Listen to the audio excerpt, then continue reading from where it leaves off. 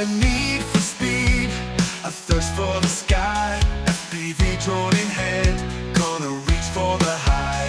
Flyfish RC, the name that you know, building frames of power where the good times flow. Atlas, Tony, Volador, and Trinity and Might, carbon fiber wings, ready for flight. From mountain peaks to sea streets below, Flyfish RC taking us where we wanna go.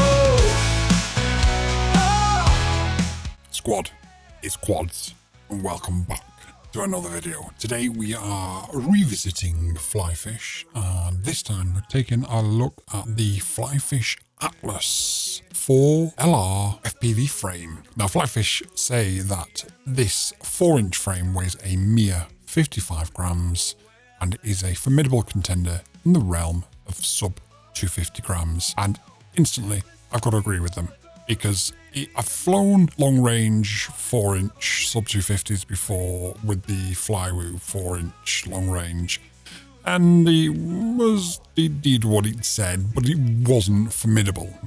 It was good, you know, there was no problems. This is different.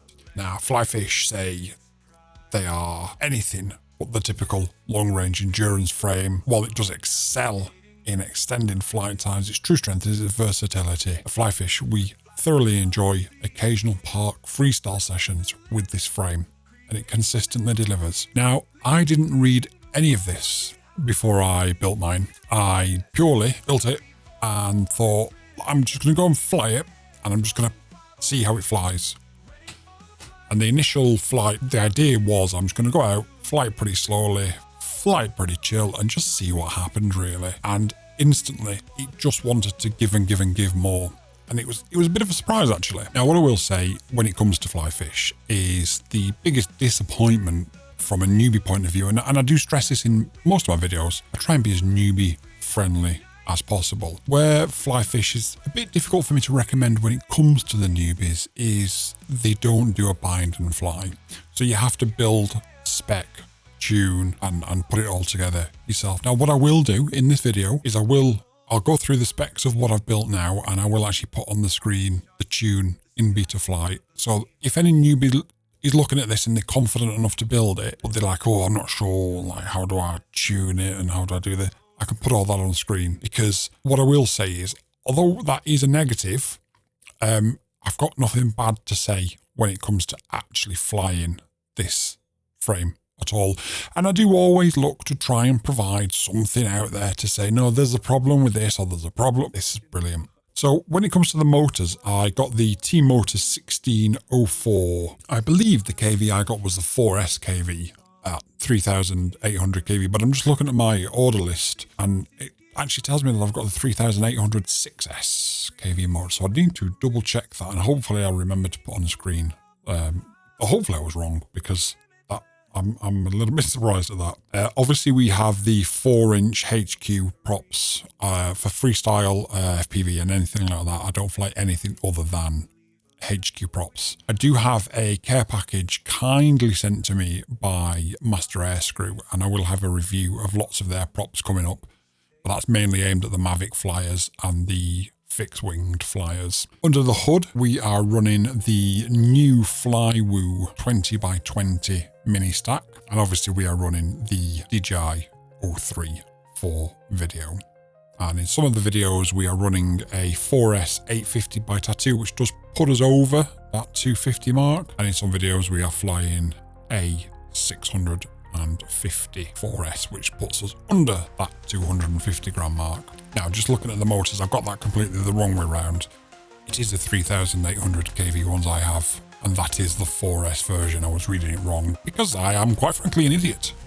Now what I like to do is I like to build these, fly them, come back and look at the details afterwards. And something I've just noticed on Flyfish's website says, as always, something that we take great pride in is our open source 3D prints, which are readily accessible and remixable on our Thingiverse account.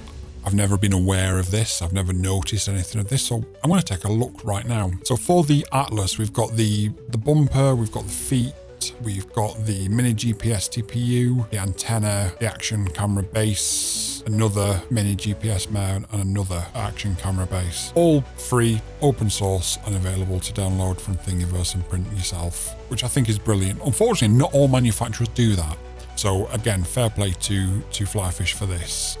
If we have a quick look at some of the details, so it says that it's high-end T700 carbon fibre, sub 250 build capable, which I can confirm is indeed correct. Well thought out structure, just 55 grams with all TPU parts, no props in view because it's that dead cat frame. CNC aluminium camera plates, silicon shock absorbers for the O3A unit, compatible with both 19 and 20mm cameras, high quality TPU parts. Again, the TPU parts that are provided from Flyfish, absolutely spot on. The XT30 can be integrated, a dedicated small capacitor cutout, made for endurance flights, equipped with all accessories needed for analog and HD builds, and then it just goes into some more specs, which I will put in the description below, along with an affiliate link for you to buy one. The affiliate link will not cost you a penny to use, but will show Flyfish that I may be somebody that they may wish to work with in the future. And if I can just briefly, just really briefly, just interrupt this review for 1 second and ask that you like, comment, subscribe, and share this video to help us grow. The growth has been absolutely brilliant. You guys have all been incredibly amazing, but if we can just keep pushing on, who knows where this may take us in the future. Thank you so much. So as always, when it comes to these reviews, the question is, should you buy it? And ultimately, the answer to that question lies in the fact of, what do you want to do with it? If you want to take it to a bando and bash it around the concrete at high speed, risking smashing into walls, I'd probably say this is not the frame and the build for you. However, if you want a long-range capable cruiser that is super easy to tune, super easy to fly, and flies really well, for the price, these things are an absolute bargain for what you get. And this is absolutely 100% the one to get. What I'd really like about it, and I had no idea when I started the build that this would be a thing, is just how well this thing freestyles. So obviously during this review, I've put on details of sort of the build and a few of the different flights that I've done in different places. Some of them are a little bit more chill, some of them are a little bit more excitable. The freestyle flights that this thing does and how capable it is doing these freestyle flights has absolutely blown me away. So I may or may not be due a vacation in a few weeks, and I'm looking at what quads I should be taking with me. I'm undoubtedly going to take the Beta FPV Pavo 20 and the Oddity RC XI20. I did actually say it was the X120, it's XI20. So those are two quads I'm definitely going to take with me because of the versatility that they offer.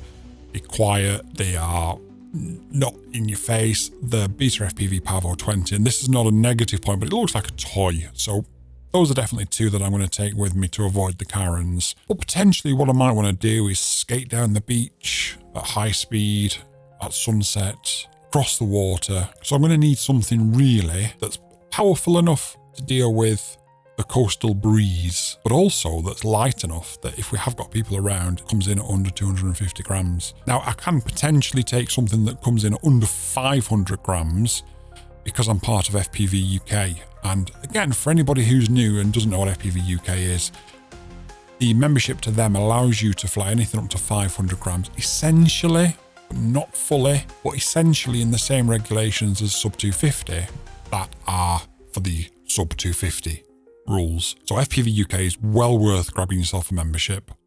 I don't get anything for promoting them. Just to clarify, I always want to be as open and honest and transparent as possible. I am a member of FPV UK. The guy Simon there does some great work and really does sort of get into the corner of the FPV fly and really does help us out. And Article 16 is something that has transformed a lot of what we're able to do. However, that Article 16 is for places that are seen as recreational only, whereas obviously a beach is going to be seen as recreational only. Still doesn't mean that I can fly over crowds, so if there's a crowd of people that can't get out of the way, I still can't overfly them even if I'm flying under Article 16. But it just gives that a little bit more freedom. If you want to go and fly somewhere that is a recreational area and you have a drone that is over 250, under 500 grams, then FPV UK essentially give you that ability. Like I said, do look into the rules and regulations, because I don't want to give anybody the green light and say go and do it. You need to check yourselves first before you wreck yourselves, just in case there's something that you may want to do that isn't allowed, etc. But do check FPV UK. Again, I'll leave a link below, you know, why not?